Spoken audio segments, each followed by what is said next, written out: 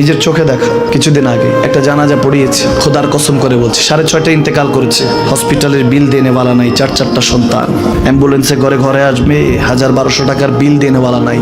কি বুঝলেন? ক্ষণস্থায়ী দুনিয়া।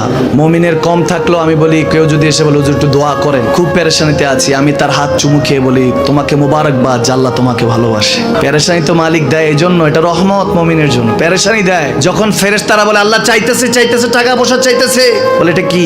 বলে ফাসেক, দে বিদায় কর। তার চাওয়া চেয়ে বিরক্ত লাগে, বিদায় কর, কি লাগে দে।